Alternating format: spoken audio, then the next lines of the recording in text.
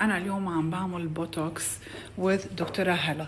last time عملت لي البوتوكس قبل جونا فيلم فيستيفال and I'm sorry شفت رفعت حواجب ما بحياتي شافتها، فتحت عيون really I want to tell you أنا جاية على أبو ظبي خصيصا لتعملي لي بوتوكس إنه I love the result.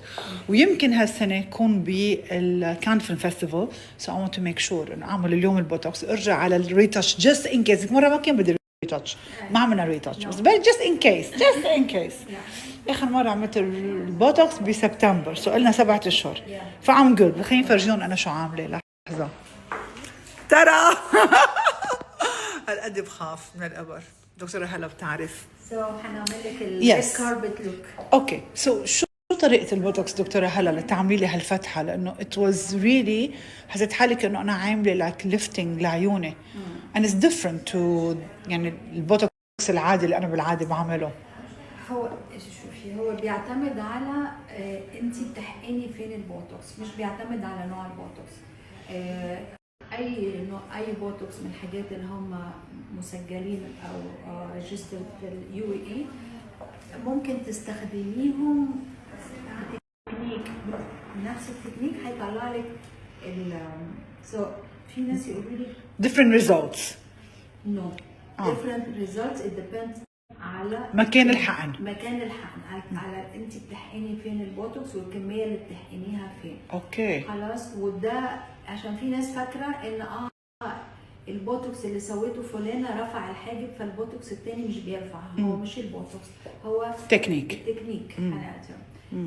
وبيختلف طبعا من شخص للتاني، بيختلف من قوه العضله بتاعتك في الفورهيد قويه ولا لا، لان في ناس they have very weak muscles here they cannot get the opening eyes. بيعتمد على التزامك بالpost procedures instructions، يعني التعليمات اللي بنديها بعد البوتوكس لازم نلتزم بيها، اللي هي اهمهم مفيش ضغط على المكان، مفيش ربط، مفيش شاور، نو دنتست، مفيش صالون. كل المنطقه دي هنحترمها لمده 48 ساعه. اوكي كل الحاجات دي ايوه طبعا، لان لو عملنا بوتوكس وممتاز وحققنا صح وواحده راحت للكوافير سيم داي او اقل من 48 ساعه وبيغسل وبيعمل كل ده ممكن بوتوكس يتحرك. ودايما بقول في نقطه لكل واحد بيعمل او واحده بتعمل بوتوكس ما تخافيش من رفعه الحواجب. الحواجب لو رفعت زياده دونت بانيك، فينا ننزلها، الدكتور فينا ننزلها بس بنقطه ونقطه، فدونت بانيك. ارفعي لي قد ما بدي لانه طار عقلي لاست تايم. انا بتذكر لاست تايم كانت عن جد انا بعمل كثير تريتمنت مع دكتوره هلا، بعمل ماكرو ثريدز اللي من 11 سنه لليوم، تعمل لي بي ار جي ان، بتعمل لي ما بعرف ايش بتاخذها من الدم، بتعمل لي الكوكتيل تبع اللي ما بتخبرنا عنه، بتحقن لي بالوجه بالرقبه مايكروتوكس كله. بس انا ما كنت ولا مره مجربه until سبتمبر البوتوكس. فقلت لها دكتور هلا بليز علي لي حواجبي قد ما فيك، دونت وري. انا بالبقلي انه علي حواجبي and really I couldn't believe. انت بعتي لي فويس قلت لي واو قلت لي first time I see my eye is open like this. Yes. And you didn't need even touch up ولا شيء. I loved it. وبليز هالمرة بدي نفس الشيء ان شاء الله. I want the same يا جماعة. I want the same.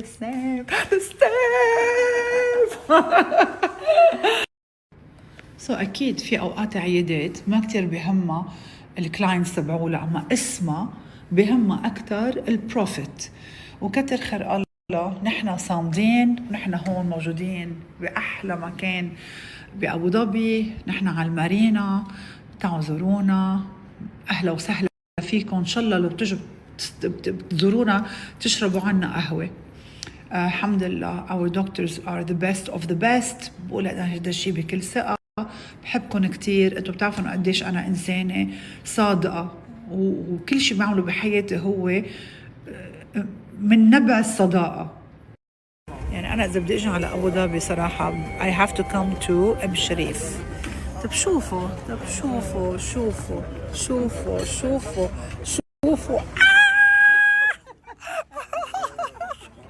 صراحة it's crazy. رح ناكل يعني أكلت لبجات ما معقول بعد في روم لديزرت. قمت أنا طلبت مغلي. وين المغلي؟ حول المغلي. هذا المغلي. طلبت المغلي بس ليكوا شو جابوا رح آكل منهم كلهم. I don't care. اليوم ما في رجيم. عند ام شريف ما في رجيم ما في رجيم. بس انا هلا مع دكتوره يسرا خلصت التريتمنت. بدي اقول لك ثانك يو سو ماتش. رح ننزل فيديو قريبا. سو انا جاي مفتكره حالي حاعمل نفس التريتمنت تبع اول مره اللي عملناه بسبتمبر. بس لما شافتني قالت لي نو انا كنت عم بعمل علاج لمنطقه الديكولتي لانه انا لقالي هيدي اسوأ منطقه بكل جسمي ووجهي وكل شيء. سو انت اللي عملت لي تريتمنت 2 تايمز اخذت نتيجه لهلا. بس انا بتعرفي على طول بحب انه مينتننس. خبرينا دكتوره يسرا شو عملتي لي وليش ما قدرت تكرري التريتمنت؟ اوكي احنا عملنا اول مره عملنا حاجه اسمها محفزات الكولاجين. محفزات الكولاجين دي عملناها على جلستين، جلسه وبعد شهرين او 3 عملنا تقريبا جلسه كمان. اوكي محفزات الكولاجين ما بتستحقنش كتير، بتتعمل جلسه او جلستين على حسب المنطقه على حسب الكواليتي بتاع الجلد. بعد ما نعملها المفروض نستنى سنه ونص على ما نحقنها. اوكي انا كان قال لي بس 7 اشهر بالظبط. انا من سبتمبر فقلنا نعمل ايه حاجه تخلي النتيجه الاولانيه تستمر معانا فتره اطول وتفضل بنفس الليفل بتاعها. عشان كده عملنا حاجه اسمها ما بدي ارجع للصفر. عشان كده عملنا DNA سالمون DNA ده هيحفز لنا الكولاجين برضه فهيخلي لنا النتيجه تستمر زي ما هي. اوكي خليني افرجيكم. انا صرت مثل الاوستريتش. تعرفوا الاوستريتش؟ طلعوا لحظه طلعوا شكشكت منطقه الصدر بات ما حسيت بولا شيء لانه انا بخاف. وصراحه انا وطالعه على ابو ظبي كنت حاطه بنج على كل منطقه الصدر والرقبه. بس دكتوره يسرا يعطيها العافيه ايدها خفيفه على الاخر. So this is رح يعطينا نتيجه روعه صح؟ ايوه في خلال 10 ايام او اسبوعين بيكون النتيجه بتاعته.